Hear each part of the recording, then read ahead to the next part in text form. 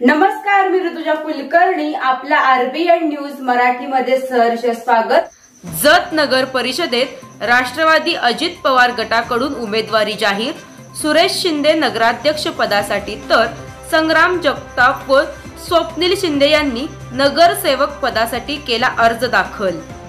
राष्ट्रवादी काँग्रेस अजित पवार गटातून जत नगर परिषद निवडणुकीसाठी उमेदवारी जाहीर करत आज अर्ज दाखल सोहळा उत्साहात पार पडला.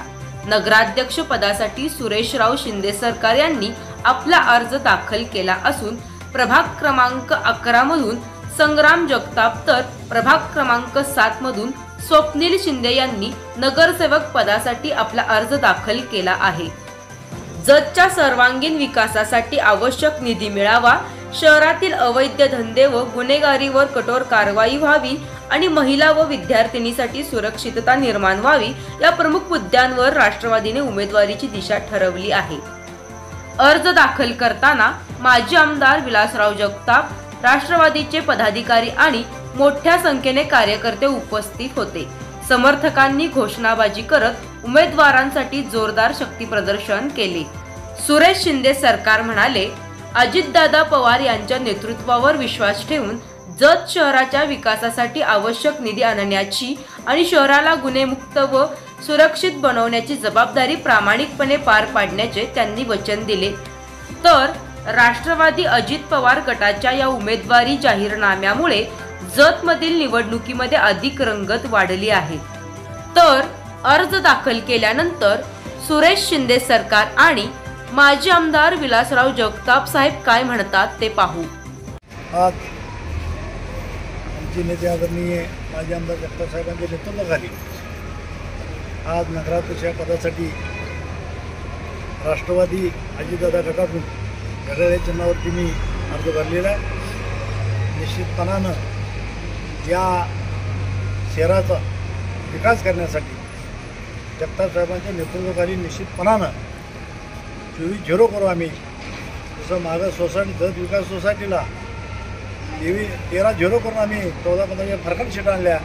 त्याच पद्धतीनं या नगरपालिकेला करू. अतिशय चांगलं असं वातावरण आहे. नगरपालिकेचं आता जे बिघडलेलं वातावरण आहे, या शहरात जी गुंडगिरी, दहशत, टोळी युद्ध जे चालू आहे ते निश्चितपणानं थांबवण्याचा आटोकाट प्रयत्न आम्ही जगताप साहेबांच्या नेतृत्वाखाली करू.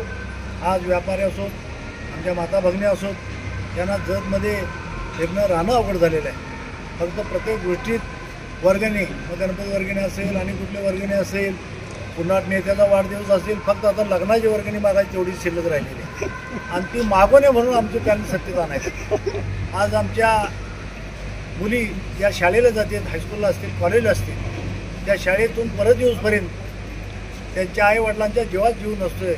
माझी मुलगी शाळेतून व्यवस्थित परत येईल का नाही, अशा पद्धतीची गुंडगिरी आणि दहशत या जत सारख्या शहरात चालू झालेले आहे. आणि ते जगताप साहेबांच्या आणि आमच्या नेतृत्वाखाली आम्ही सर्व मंडळी निश्चितपणानं मोडून काढू हा शब्द आम्ही जतवासियांना देतो.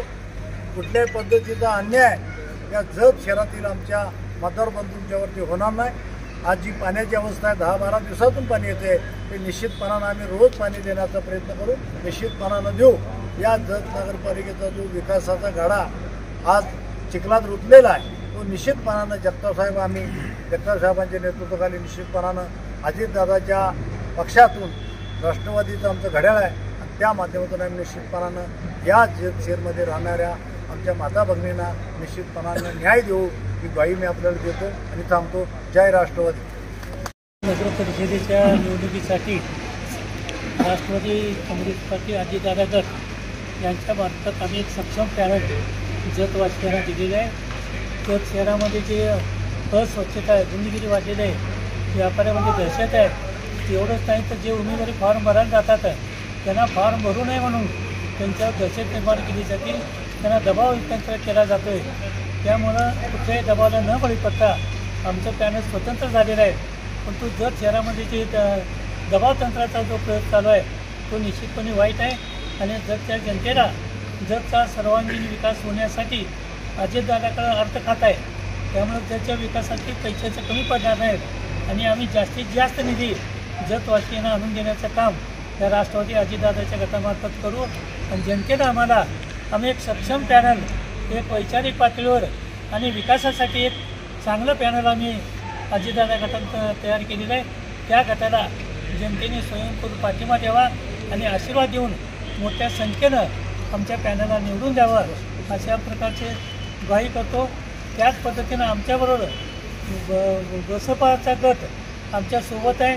त्यांना पण आपण 2 सीटा दिलेल्या आहेत. बाकीच्या सर्व सीटावर आम्ही सक्षम असं पॅनल केलेलं आहे. बसपा आणि राष्ट्रवादी हे दोन्ही मिळून आम्ही जगमध्ये चांगल्या पद्धतीचा विकास करू, सर्वांगीण विकास करू अशी ग्वाही देतो आणि जनतेने आम्हाला आशीर्वाद द्यावा अशा प्रकारची आम्ही विनंती करतो.